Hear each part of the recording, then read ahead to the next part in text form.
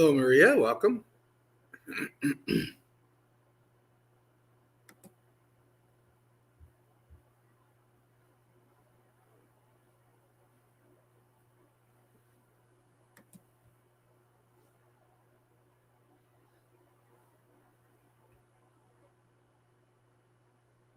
We'll give a few minutes for people to come in.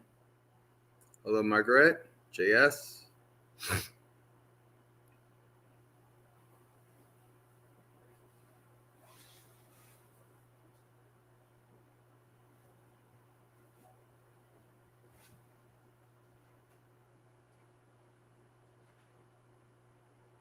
Hello, Narcons, Yankee, Human, Martha. Okay.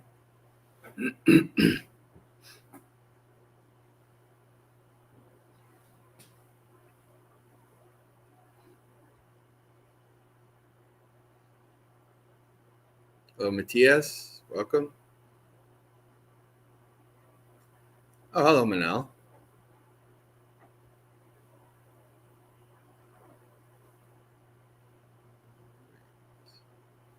Nico, welcome.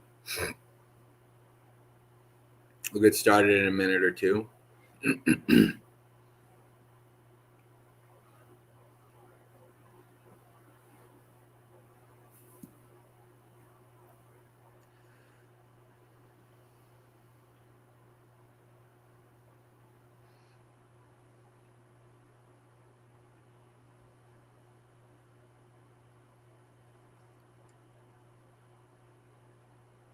Hello, Marielle. Welcome. Madeline.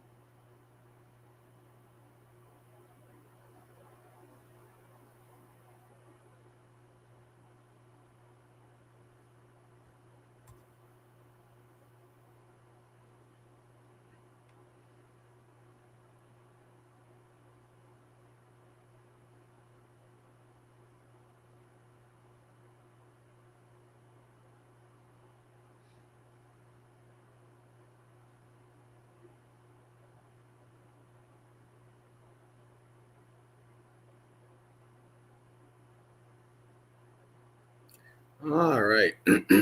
Let's get started. So, my name is Bhante Jayasara, and I'm staying here at Empty Cloud for the month. I've known Bhante Sudaso and Ayasoma for 10 years or so, and I come these days about once a year to stay for a month. And so here I am, and I'll be covering most of the teachings for the next couple of weeks, although other outside monastics will be covering some teachings. But so today, both this morning and tonight, we're going to be covering the Sigālaka sutta, which is Digha Nikaya. It's in the long discourses, so it's a big sutta, and we're not going to just be able to finish it in one session. So today, though, the topic is essentially going to be the some people have called this the layperson's vinaya, like the layperson's rules. This is essentially going to be talking about the right ways for lay people to live in the world, and it covers all kinds of activities, including like who you should have as friends, and how do you figure out who's a real friend, and all these kind of things. So we'll be reading through this this morning and tonight, and also I'll probably include the Mangala Sutta, which is from the Sutta Nipata. It's a fairly famous, well-known chanting as well these days, Parita, which also covers some things in terms of living a good life in terms of Buddhism. Hello, Janta. So let me share screen here.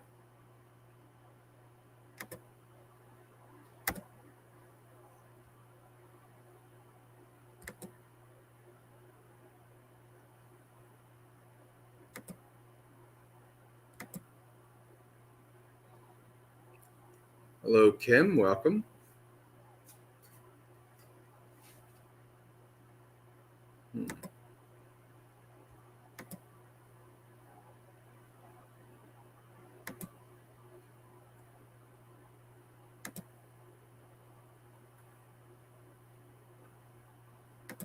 Oh, I thought I was just going to be able to do it. I guess not. All right. Well, we'll just read then.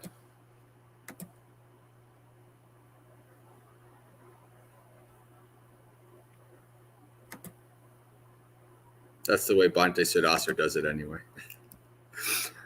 All right.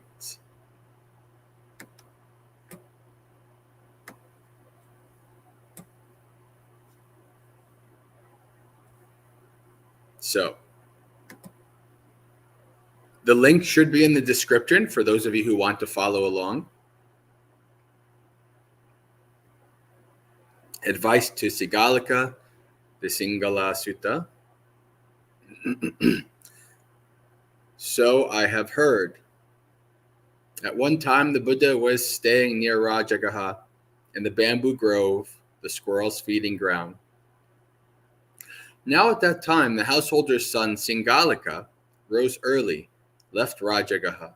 With his clothes and hair all wet, he raised his joined palms to revere the various quarters, east, south, west, north, below, and above. So this, for those of you who are fascinated with like cultural context of the Buddha and all these things, this is obviously a practice that was common for probably in a variety of different ways at the time of the Buddha. And we see it adapted by the Buddha in a couple different places. Metta being one of those, right? Giving metta to the four quarters, and then above and below. So this idea of doing some kind of veneration or some kind of practice to the quarters, appears to have been something common at the time for some reason or another. And so this householder's son, Sigālaka, is made sure that his clothes and hair are wet. I'm sure that's part of the ritual. I don't know specifically why that is, but that's part of it. So then the Buddha, robed up in the morning, taking his bowl and robe, entered Rajagaha for alms. He saw Sigālaka revering the quarters and said to him, "Householder's son, why are you revering the quarters in this way?" "Sir, on my deathbed, my father said to me, 'My dear, please revere the quarters.'"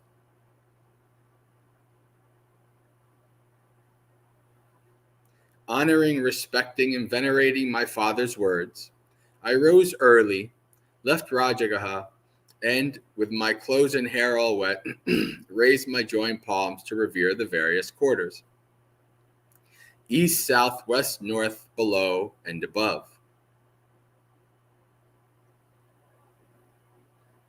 The six directions. Householder's son, that's not how the six directions should be revered in the training of the noble ones. And so we see here in many, many places, the Buddha has taken something from the culture and kind of adapted it for his own teaching. So he's acknowledging, okay, this is how you do it, but this is how we do it in Buddhism, in the teachings of the noble ones, etc. And so Sigālaka asks, "But sir, how should the six directions be revered in the training of the noble one? Sir, please teach me this."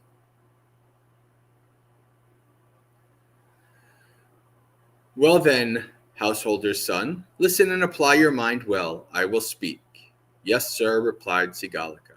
The Buddha said this: "Householder's son, a noble disciple gives up 4 corrupt deeds, doesn't do bad deeds on 4 grounds, and avoids 6 drains on wealth. When they've left these 14 bad things behind, they have the 6 directions covered. They're practicing to win in both worlds, and they succeed in this world and the next. when their body breaks up after death, they're reborn in a good place, a heavenly realm. So the Buddha has given the a summary, and now we're going to go into details. So the 4 corrupt deeds. What 4 corrupt deeds have they given up? Killing living creatures, stealing, sexual misconduct, and lying. These are the corrupt deeds. So these are, most of you I'm sure are familiar, that these are 4 of the 5 precepts. So they have started to practice the precepts, to give up these corrupt deeds.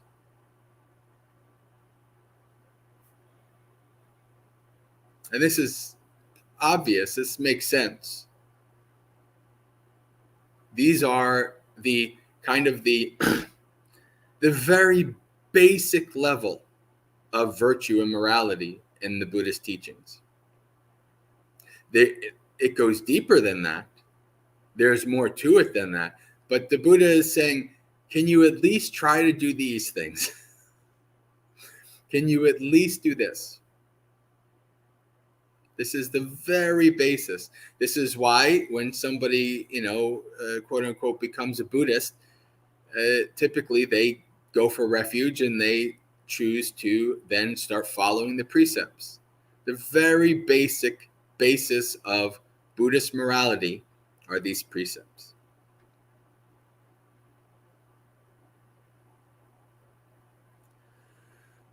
This is what the Buddha said. Then the Holy One, the teacher, went on to say, killing, stealing, telling lies, and committing adultery.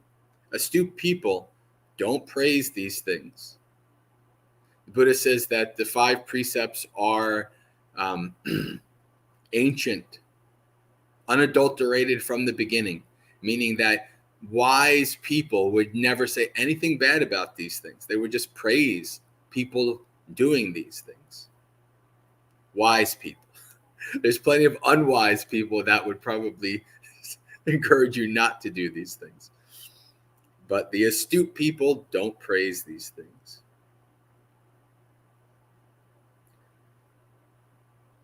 The 4 grounds. On what 4 grounds do they not do bad deeds?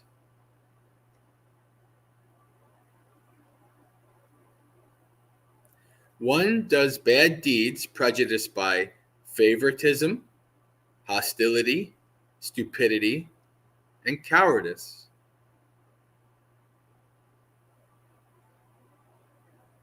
When a noble disciple is not prejudiced by favoritism, hostility, stupidity, and cowardice, they don't do bad deeds on these 4 grounds.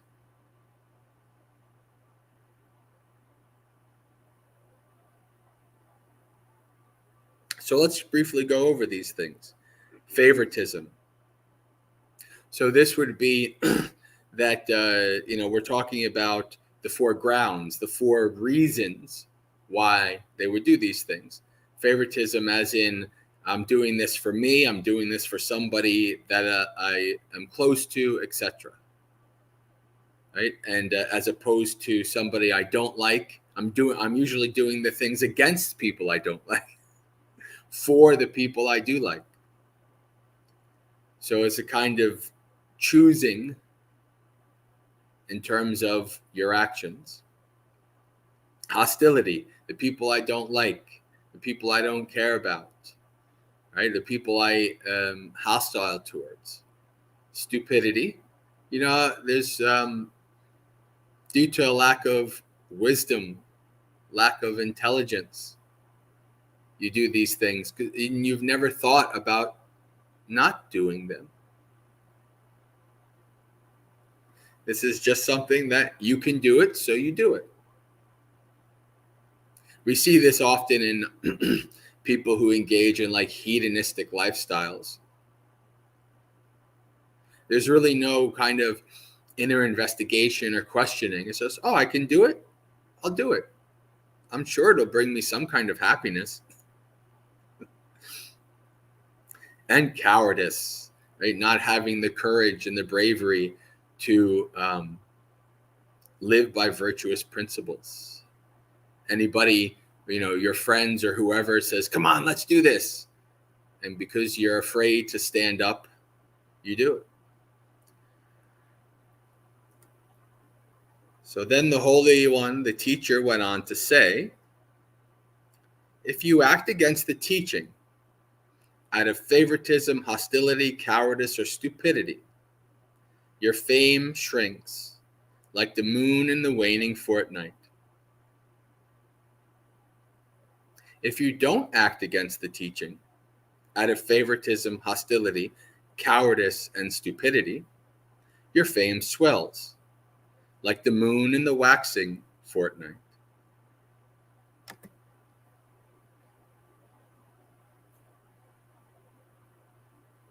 We're just going to pause here, and I forgot to check the chat for anybody else who might have joined. Hello, Saw and Peter. Welcome. Oh, Charles Lee. Hello, Charles Lee. Hope you're doing well.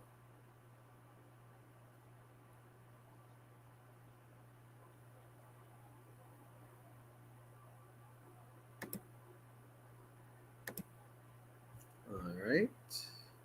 Let's get back to the sutta.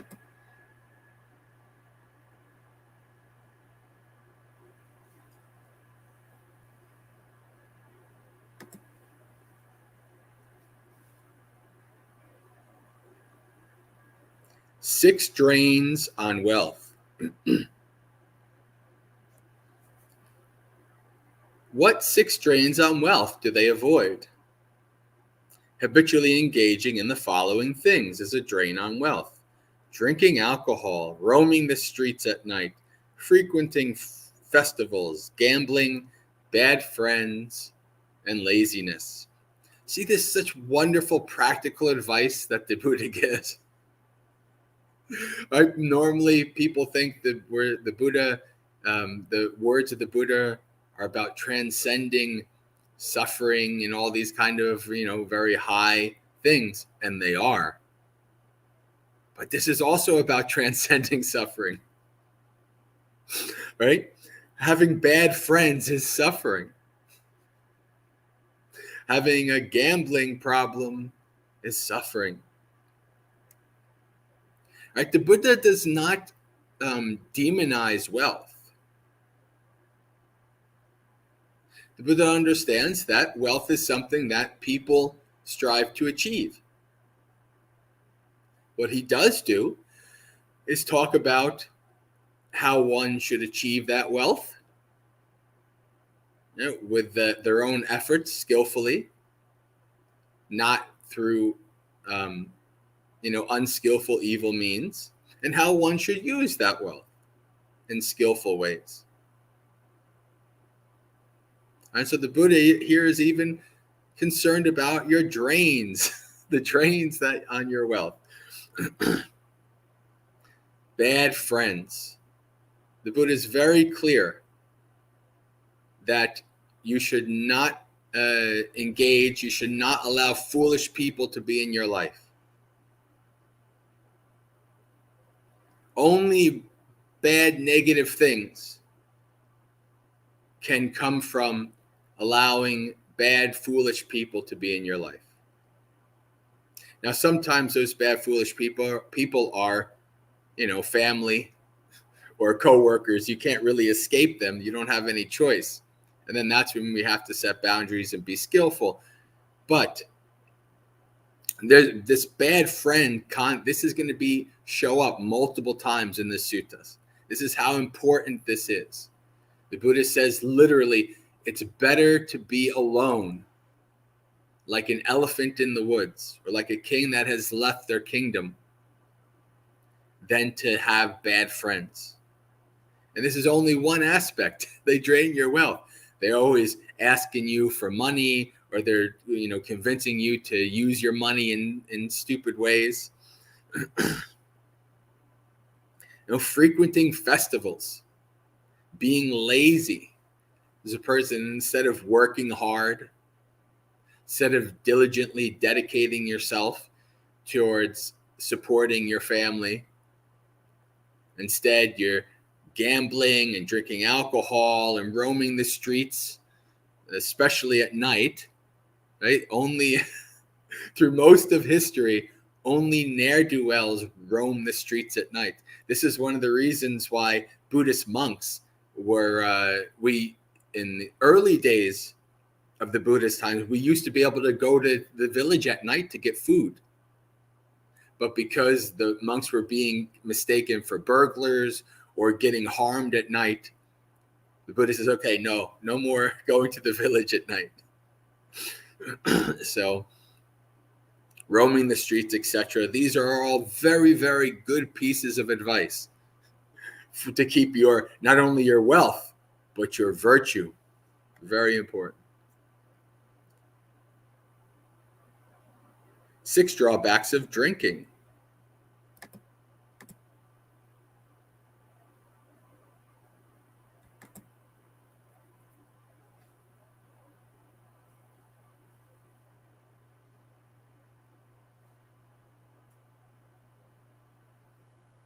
All right. Hello, Faze, Dharma Learner, Usha, Peter. Okay, continuing on. We'll stop early in about 8 or so minutes, and then we'll go to Q&A. I see some questions already.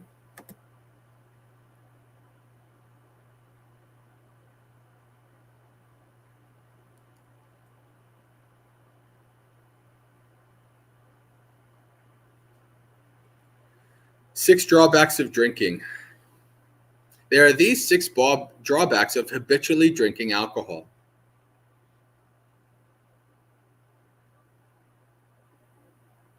Immediate loss of wealth. Right? Spending a lot of money on alcohol, people can steal from you because you're drunk. You do all kinds of silly things like make bets and buy a round for everybody in the tavern or whatever, wasting your money away. Promotion of quarrels, fighting. You know, not everybody is a happy or depressed drunk. A lot of people get mean. And because there's no mindfulness, the mind is not clear. It's very easy to start to get into agitation and fights and things like this. Susceptibility to illness, disrepute. Right? He's a drunkard. In the middle of the day when he should be working, he's in the, on a street corner doing whatever. Indecent exposure. And weakened wisdom is the 6th thing. So for all of you who always wonder, why is the 5th precept refraining from alcohol and drugs? Well, this is a good sutta to find out why.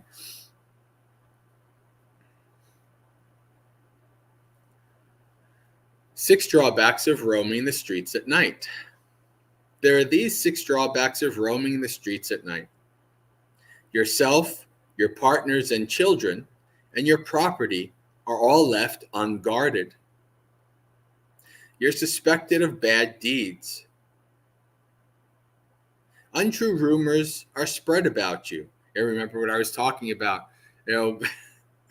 Only usually those hanging out skulking around at night are considered to be only, evildoers. Untrue rumors, you're suspected of bad deeds. What are they doing out in the night? You're at the forefront of many things that entail suffering. That's a good summation. These are the 6 drawbacks of roaming the street at night.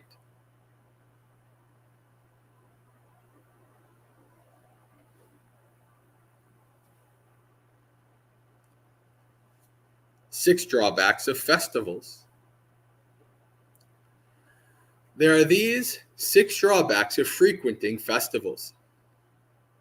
You're always thinking, where's the dancing? Where's the singing? Where's the music? Where are the stories? Where's the applause?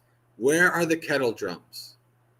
These are 6 drawbacks to frequenting festivals. So your mind is always on these activities. And of course, they're usually pleasant activities. People like to, see and engage in dancing and singing and music and hearing wonderful stories of ancient times and good and, heroic deeds done and all these kind of things. These are usually a pleasant experience. But if all you're doing is just engaging in these pleasant experiences, well, there's plenty of drawbacks for that, because your mind is on these things instead of what you should be doing. Taking care of your family and working and paying respects to the 6 quarters, these kind of things, very skillful things.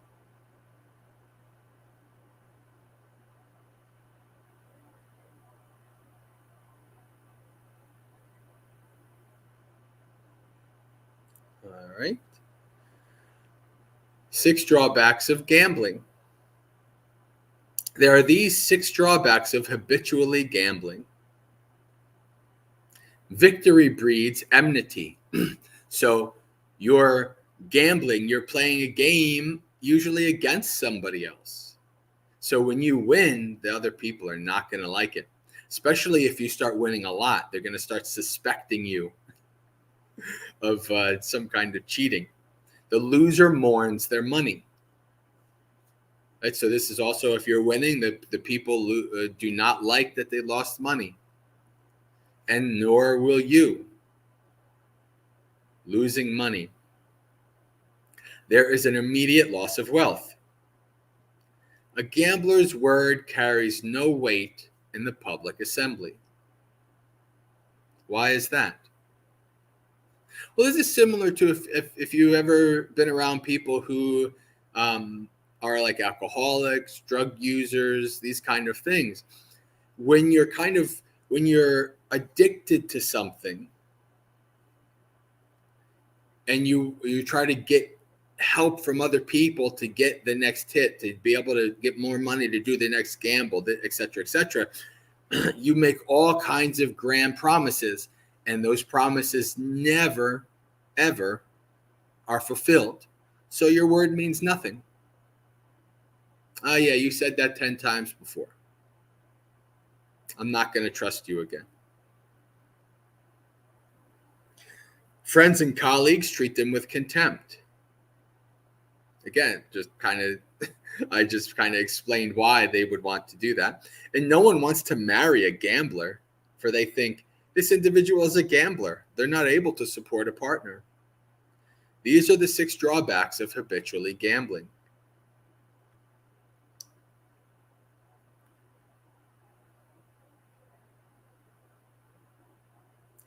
The 6 drawbacks of bad friends.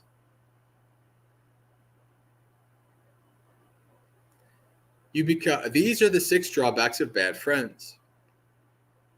You become friends and companions with those who are addicts, carousers, drunkards, frauds, swindlers, and thugs.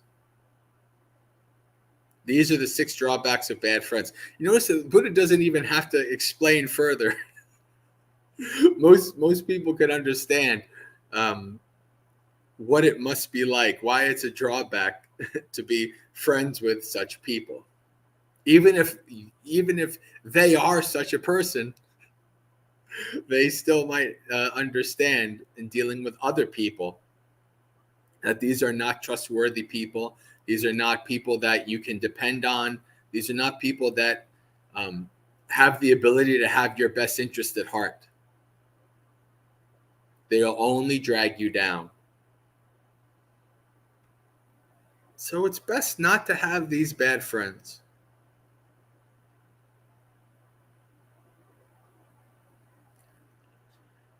Six drawbacks of laziness. So the Buddha, in many places in the suttas, talks about the how bad being lazy is. Not only just in terms of like lay life stuff, but in terms of the practice. There's only one sutta where the Buddha approves of doing something lazy. Only once. He says, I approve of you being lazy in a badly expounded Dhamma and discipline. Meaning that if you have a teacher or something and they say, go kill, go steal, go lie, go have sex with whoever, whatever you want. Even if they're married or whatever, they're whatever, right? If a teaching is telling you to go out and do bad things, then the Buddha says, be lazy in that. Be lazy in doing bad things. Be vigilant and energetic in doing good things. So these are the 6 drawbacks of habitual laziness. You don't get your work done because you think it's too cold, it's too hot, it's too late, it's too early, I'm too hungry, I'm too full. Oh boy, have you worked with such people? Yeah, that's right. Why? What is this? This is the negative mind state. This is the kind of not being able to endure anything. Everything has to be perfectly in line with your preferences and your pleasures before you do any work. That's not reality. That's not the nature of things. This line always brings me back to my youth too, because my father was a teacher, but also a landscaper. So he would be out in very hot, very cold, pouring rain, whatever. And I'd be like, Dad, what are we doing? It's too hot. It's pouring rain. And we'd still work anyway. So now when I look back at my youth, like most of us, we think of how silly we were. But all right. By dwelling on so many excuses for not working, you don't make any more money, and the money you already have runs out. These are the 6 drawbacks for habitual laziness. That is when the Buddha said, then the Holy One said, the teacher went to say, some are just drinking buddies. Pay very close attention to this. Some are just drinking buddies. Some call you their dear, dear friend. But a true friend is one who stands by you in need. Now, this line is something that we see in, at least in the West. One of the jokes is a true friend. Well, there's a kind of a nasty one, but the one that's fit for company here is a true friend is a friend that will actually help you move. Right? When you need to move, all of a sudden, all of your friends are not available. But a true friend is going to be there even when times are tough. They'll be there to help you. A true friend is one who stands by you in need. And this is even, I've seen it even in my life. And somebody has cancer or something bad happens and then friends disappear. Your true friends when you're going through some real hardship. That's when because the Buddha says, and talking about how to know somebody is to see their quality, to see how they react in hard times. That's how you know the quality of somebody. Sleeping late, adultery, making enemies, harmfulness, bad friends, and avarice. These 6 grounds ruin a person. With bad friends, bad companions, bad behavior, and alms resort, a man falls to ruin in both this world and the next.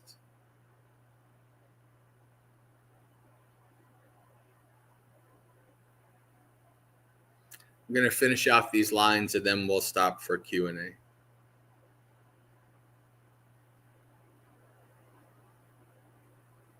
Dice, women, drink, song, and dance, sleeping by day and roaming at night. Bad friends and avarice, these 6 grounds ruin a person. They play dice and drink liquor and consort with women loved by others, associating with the worse, not the better. They diminish like the waning moon, a drunkard, broke and destitute, thirsty, drinking in the bar, drowning in debt, will quickly lose their way. When you're in the habit of sleeping late, seeing night as time to rise, and always getting drunk, you can't keep up the household life. Too cold, too hot, too late, they say. When the young neglect their work like this, riches pass them by. But one who considers heat and cold as nothing more than blades of grass, he does his duty as a man, and happiness never fails. All right, so we'll continue tonight with fake friends.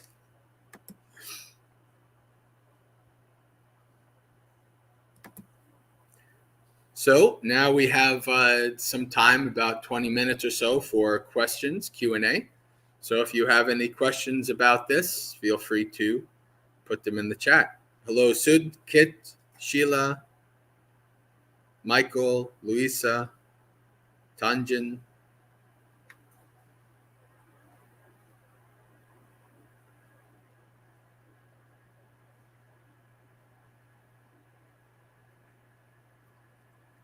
So Human does have a question here, or at least a commentary. Bhante, the first precept sometimes seems quite complicated to keep, like even when walking on grass or driving a car or killing insects. Is this more about intentionally killing with a kind of hateful attitude? I think the description of 10 wholesome and unwholesome actions can be very helpful to the better understanding the 5 precepts. So let me put it this way. It's intentionally killing. And your attitude, whether it's helpful or harmful, it doesn't matter. If you are intentionally killing, that is not a good deed. That's breaking the precepts. This is why, you'll never see Buddhist monks encourage things like euthanasia, putting down your animal or even your relative. These days in some countries, it's getting ridiculous with this stuff. But this is all breaking the first precept. So it doesn't matter if you're doing it out of compassion or out of what you consider to be a good reason. Killing is killing. So, and yes, it's intention. Obviously, when you really look at it, whether you're omnivore, carnivore, vegetarian, vegan, whatever, you exist, beings die for you to exist. You're walking down the street, yes, you kill creatures. In your very existence, beings die. This is the nature of samsara. Samsara is not a pretty, nice place. No matter how you exist, beings die. So Buddhists are not Jains. In the Jain tradition, which comes out of the same milieu, the same culture, the same time period as the Buddhist, in the Jain tradition, if you kill something even without intention, you still gain that bad karma. I'm very happy I'm not a Jain. Right? So it's all about intention, intentionally killing something. I'll give you an example. So at Bhavana Society, where I was ordained, there was a super uber vegan guy who came.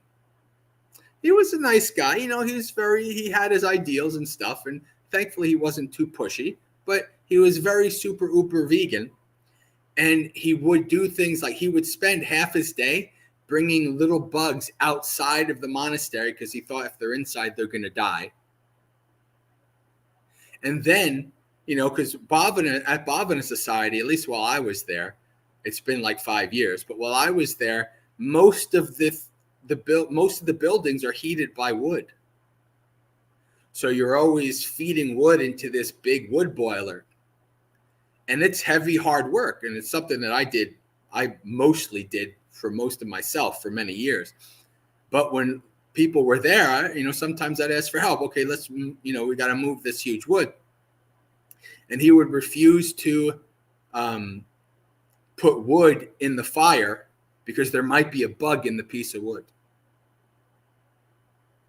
Right? And I explained to him, that's not the Buddha, that's Jain. That's not Buddhism, right? If you're putting wood in the fire and there's a bug in there, you don't know about it. Yeah, the bug is going to die, but that wasn't your intention to kill that bug. Now, there's been times where I put the wood in the boiler and I saw a couple bugs on it and I would take the wood out if I could. Right? It wasn't my intention to kill them, but because I had the opportunity to make sure they didn't die, I would. Or if I picked up a piece of wood and I saw a bunch of bugs, I just put it to the side. In a day or two, all those bugs would be gone and you just throw the wood. So if you have the opportunity, if you knowingly understand that you are going to kill a being through your actions, then you can say, okay, no, I'm not going to do that. But if it's just that you're doing something that you normally do and a being dies, that's not your karma. We should always try to be as mindful as possible to avoid killing, even if unintentionally. But still, if you do, it's all about intention. That's a very important thing to understand. Tanjan says, can I teach Abhidhamma? No. Nope, Abhidhamma is not my thing. So I would never, ever attempt to teach anything in the Abhidhamma because it would probably be wrong.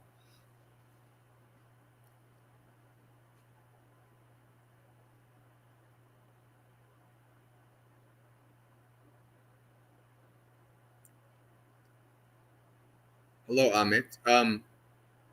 I'm confused by this question. What did you... Let's see.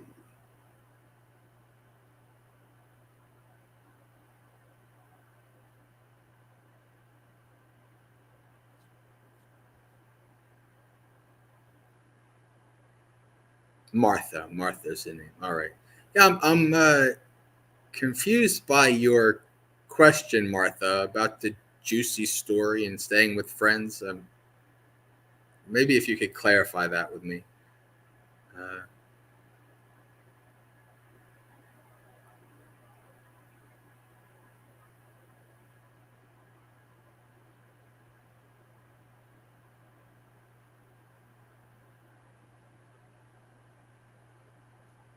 Or maybe this is your summary. I find that talking about bad things with untrained people makes things worse for me as much as they enjoy it. Yeah. Well, talking about bad things in general is just going to make things worse for you, especially if you're trying to really do good practice. The Buddha has a line, and this is mostly, I guess, towards monks, but the Buddha, has a bunch of different topics that, like, if you're talking about what the Buddha would call useless speech, that you should probably avoid. So talking about bad things. Now, if it's like, you have to address something in your community, then, talk about bad things, like you have to do that. But in terms of like gossip and in terms of like useless speech, it's probably better to be silent than to talk about bad things with untrained people.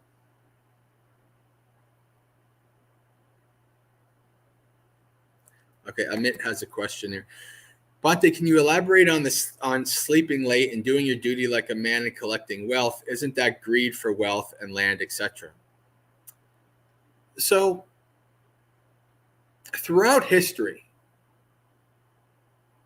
to literally survive, people have had to do many things,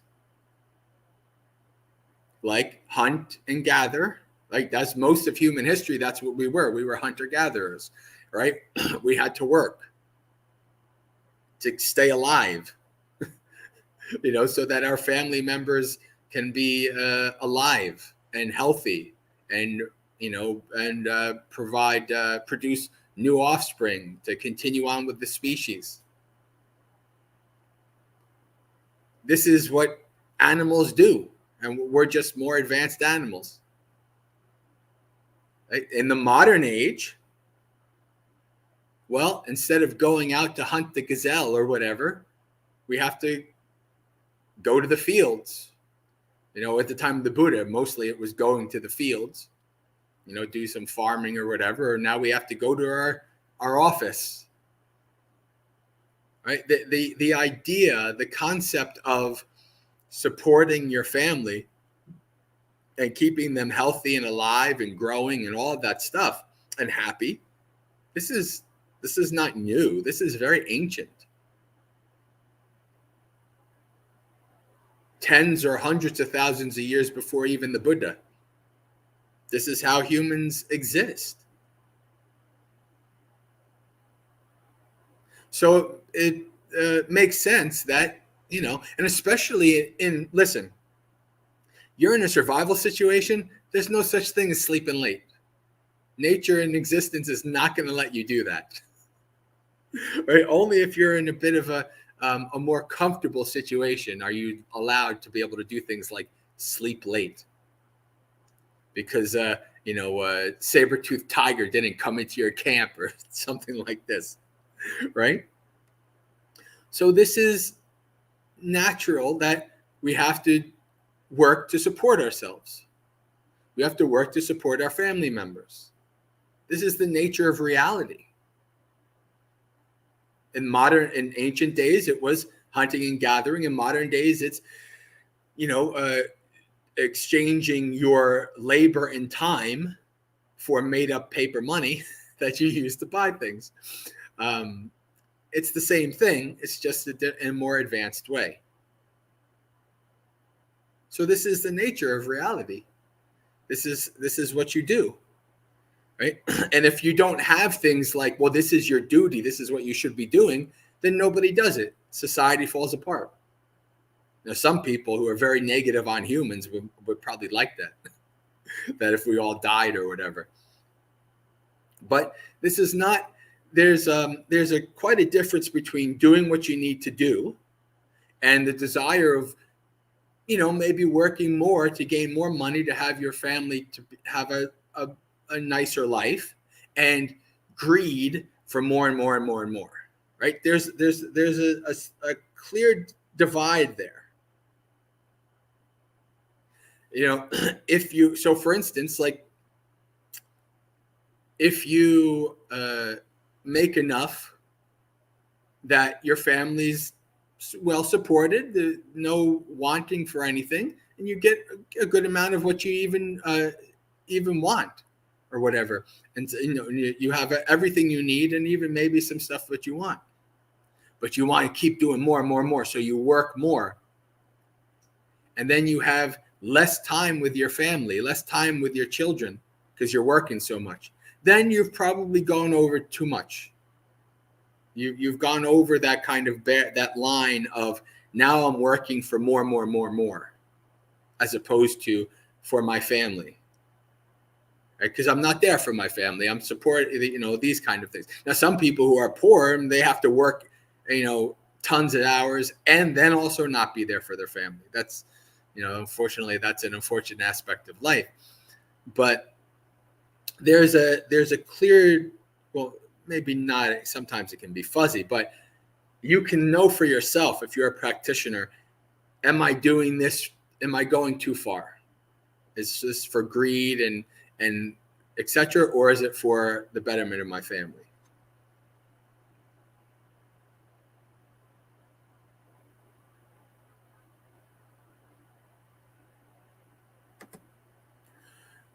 How about eating meat that someone else has killed? Does that have karma as well? No. The karma is of you killing the animal. Now, in the modern world, when we think of things like systems and stuff like that, people will say like, well, because you buy the meat, then you're supporting the system. And there may be some validity to that, but that has nothing to do with karma. Right? That's something that's kind of like an extra layer if that is something that you're inclined towards. But the karma of killing is related to the directly killing the animal, or you're seeing a person or an animal and you say to a person, kill that animal. Right? Going to the store and buying some meat is not the karma of killing. That's not how it works.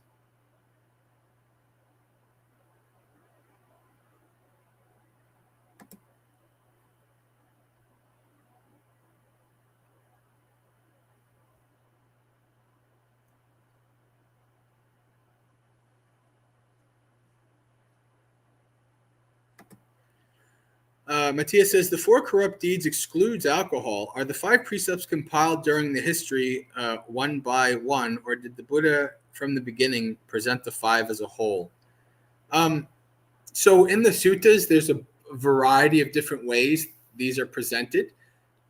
I think, if I'm not like going off the top of my head, from what I understand of the suttas, most of the time it's just the 4. And a few times the Buddha does include alcohol and make it 5. So there's a variety of different ways it's presented.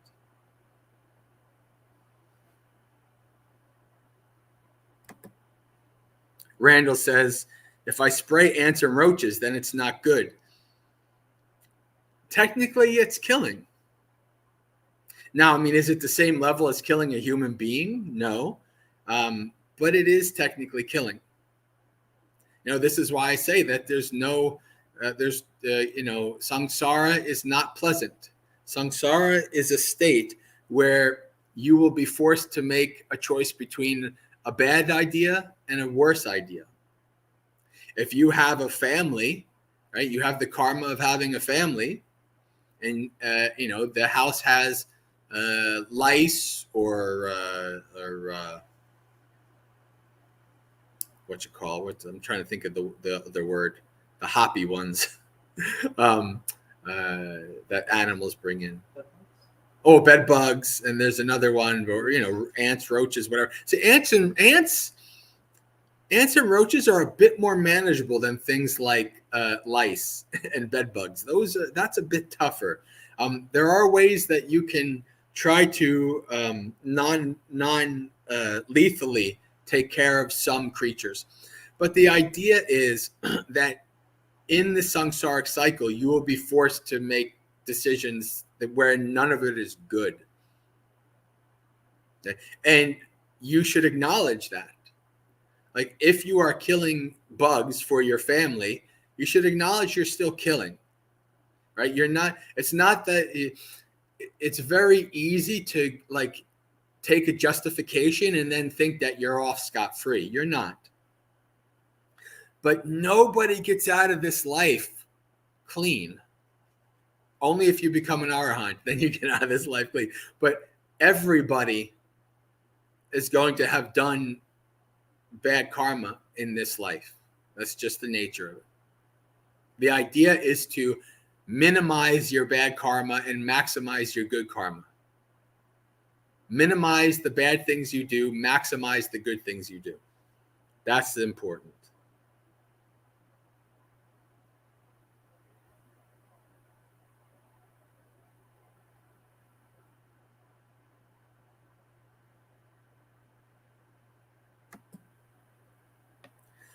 Nico has a good point. You can lead a wholesome life even though you're not a monk. This sutta is a lesson for today in the lay world with meditation and study on how deep a layperson's spiritual growth can be. Yes, and tomorrow morning, we're going to go over a sutta where lay people are practicing mindfulness, satipatthana. So even for lay people, there's no excuse not to meditate. So, but this today and tomorrow are lay focused. And I'm not even going to cover a fraction of all the wonderful things that the Buddha says, like when the Buddha is your financial planner or your weight loss your weight loss coach, and all kinds of different suttas where the Buddha talks about these things.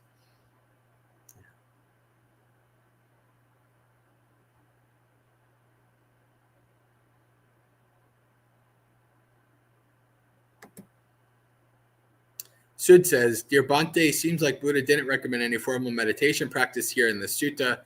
Are there suttas where he recommends meditation that's more suitable? Yeah, we're going to go over tomorrow. No, so the Buddha here is talking, he's talking to a very specific person. Right? So sometimes he'll talk to lay people and he'll talk more about meditation. But in this situation, he's talking to somebody specifically about these topics.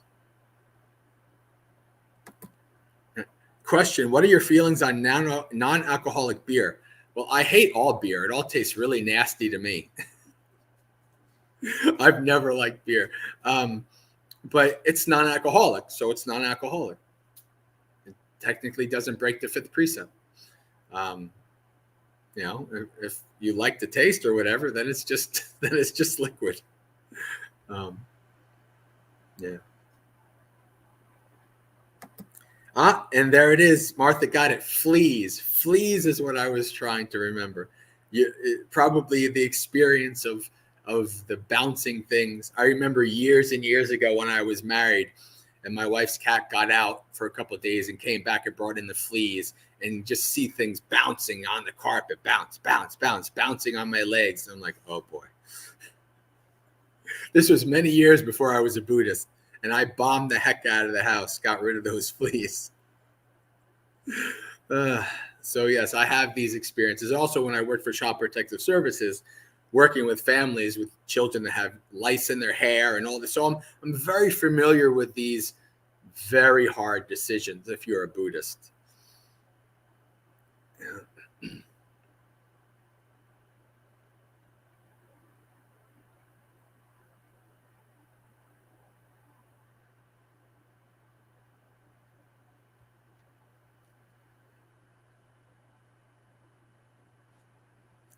Okay, so Amit does have a question here.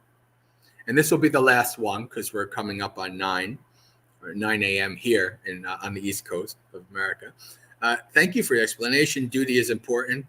Yes, duty is actually very important. And that's something that is not taught and actually kind of mocked in modern Western society, which is why the society is falling apart. My mindfulness has been sharp at times, and at times I sink into laziness and neglect. Should I increase my intensity of meditation? So when you're sinking into laziness and neglect, so when you're sinking into laziness and neglect, that's also a time you can be mindful. You can investigate. Think of the attitude to take on in the practice is that you can investigate anything. Even for myself, even if I'm in a real like sickness where I'm just so like kind of like I can't even move. I can't even like I'm so sick. I'm so like malnourished that my brain doesn't even think very straight, and I'm just so like tired and like this. I can still try to put at least a little bit of energy into mindfully investigating the situation. What is the brain like in this situation? What is the state of the mind? What is the state of the body? Right? You can always investigate, even if it's just a little bit. So when you sink into laziness, investigate the laziness, and always keep investigating the laziness, and then you can investigate the steps that are leading up to that laziness. And so what you're doing is you're mastering your understanding and wisdom of that situation, and then you can actually do something about it. You can apply techniques and you can apply methods that will get you out of those states. But this takes this takes the mindset of being an investigator, and it takes a lot of investigation to develop the wisdom to do that. It's not something you can easily just There's no easy, quick fix to that.